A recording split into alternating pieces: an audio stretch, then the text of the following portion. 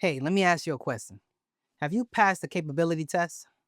In order to answer this question, you would have to know what the key words in the sentence actually means. And in order to know what something means, it is always wise to go into the roots of its meanings.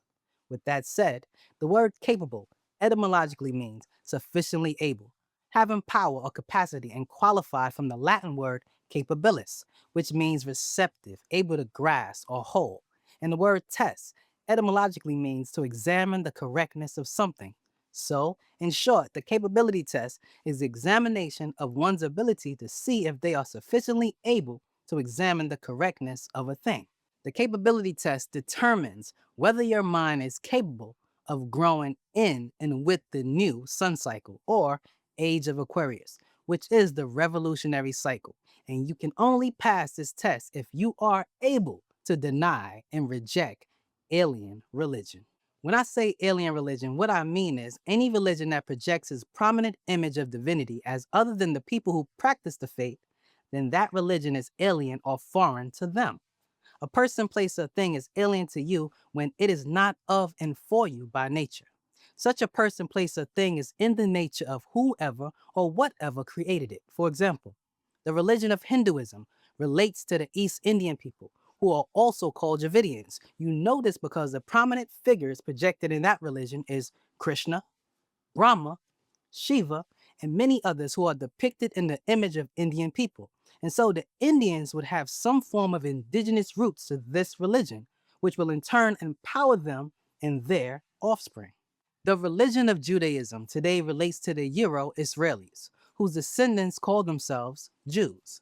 Now, although there are undeniable genetic evidence that proves that the ancient lost tribe of Yehuda, which became Judah with the introduction of the letter J in the 1500s, is in fact black people, known today as the Lemba tribe in South Africa, as well as the Falasha of Ethiopia. And now, many of this lost tribe with the Cohan model haplotype genetic marker of the Anunnakis are scattered all over the world. And yet, all over the media, those who practice the Jewish faith are consistently depicted solely as Europeans. This link between image, worship, and of course the one-sided media will persistently only empower the Euro Jews and their offsprings.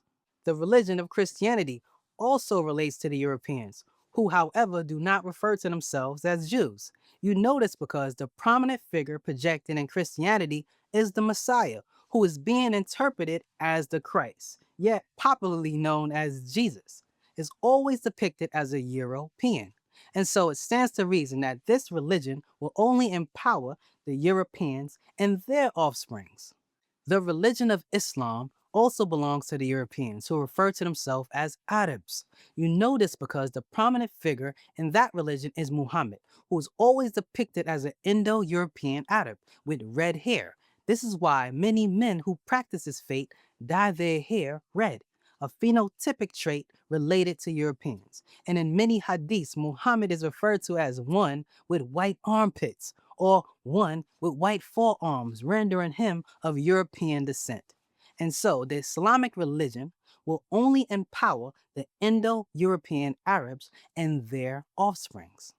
The religion of China is filled with the contents of institutionalized religions such as Buddhism, Taoism, and Confucianism. Now, the prominent figure of Buddhism is Buddha, who is an East Indian, so this religion will relate to East Indians and their offsprings. The Tao and Confucianism both depict their prominent figures as Chinese, and so these religions would only empower the Chinese and their offsprings. Now, as you can clearly see, all of these religions relate to other races other than the Nubians. And many of you would convert to these foreign religions and shield yourself from the truth about yourself by lying to yourself, ignoring your true way of life that existed before religion. You must come to terms with the reality that you are not Hebrews, you are not Greeks, you are not Romans, you are not Christians, you are not the Indo-Arabs, Syrians, or Judeans. All of these mixed seeds did, however, come from you, but their organized religions are the very proof that they all refuse to recognize you. Now, You can respect these religions, but the reality is, if you are a Nubian and you practice any of these foreign religions, then such religion is alien to you. Your children, of whom you impose these religions upon, will sooner or later feel alienated, considering that these religions have no indigenous roots that relate to them. If you pay close attention, you will realize that Nubian people world over are the only race of people who worship God in the image of another race. And this is a huge hindrance to self development and mental liberation, whether you care to realize it or not. Think about this. The word religion comes from the word religare, which means to bind fast. And so, religion is used as a bond between humans and gods. Now, since most religions teach about dead people of the past who were supposedly associated with God, many of whom have never been confirmed or found in historical records, it would stand to reason that religion is merely the interference of the dead into the lives of the living, rendering it sixth ether.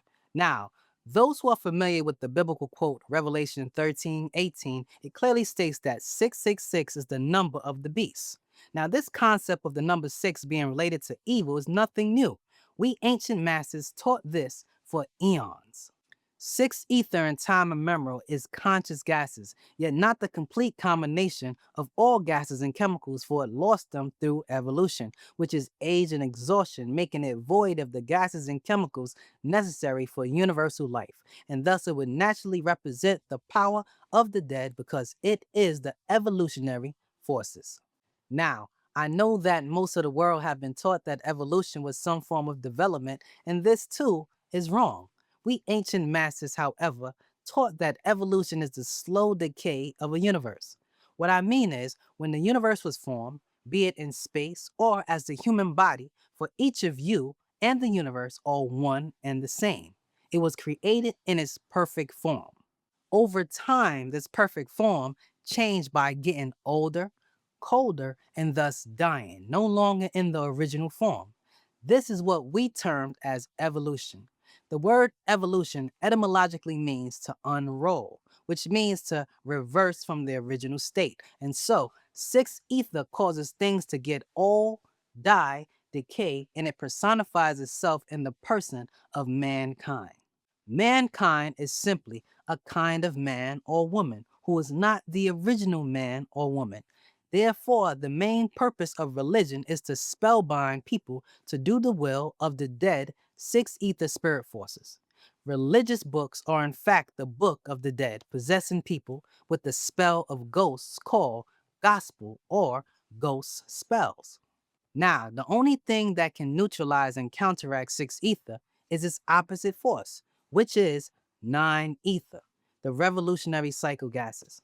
Nine is a symbol of completion and perfection, and thus there's no number higher than nine. Nine in anything is the highest. All other so called numbers are composite figures of the original numbers. When we ancient masters use the term revolution, what we mean is evolution in the reverse. That is why the word revolution etymologically means to roll back.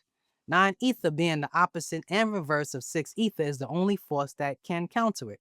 Nine ether is the highest mental and chemical forces that grew the universes, for it is the combination of all existing gases and chemicals, and thus it represents universal life. In the form and formula of nine ether, our ancestors grew the universes by utilizing the forces that yield energy, versing energy into one form you call the universe. And then they personified themselves as the original man and woman who are widely known today as Nubians, Olmecs, Nubans, Khoisan, Africans, Moors, Melaninites, or simply Black people, for it was the same kind of ether force that grew the universe. When we, the original man and woman, who are the root race of all of humanity, lost our power to reason soundly, nine ether is what we lost. Nine ether is the scientific and spirit power of Black people by nature, and thus our true nature. The power of nine ether helps us to make history and restore our culture. I need you to remember that all power begins in the mind, from which all power develops and mature. And since nine ether has to do with prime power, which is mind power. From it comes the highest reasoning called nine reason. And from nine reasons come the highest knowledge, which is nine knowledge. And from nine knowledge come the highest mental power called nine mind, which is the prerequisite to our mental and physical liberation.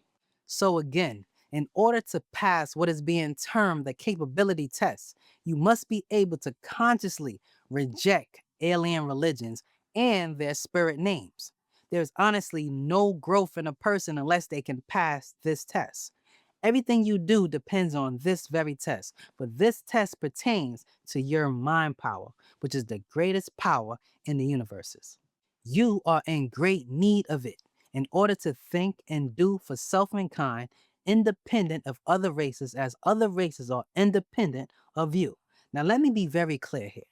For everyone hears things totally different. Let it be known that I did not say to hate another race, for hate will only beget more hate. And no one, and I mean no one, wins the race in racism. Your ancient mental ethereal science is called Wu-Sabat, and one of its sciences is called Wu-Sabat. Wu-Sabat is simply right knowledge, right wisdom, and the right understanding. Right knowledge is simply correct knowledge. Right wisdom is knowing when, where, and how to use right knowledge. And right understanding is the receiving of right knowledge by way of the senses. And all of this, if diligently applied, will lead you to sound right reasoning, which is that which sounds right and can also be reasoned out. And this will organize and put your mind in unity and in order to qualify you for your own effective spiritual science. Those of you who cannot reject alien religion will only deprive yourself from possessing, using, consuming, and enjoying the benefits of right knowledge, which is prerequisite for living a meaningful existence here and after. I'm KHAFRE, and this is Back to the Basics.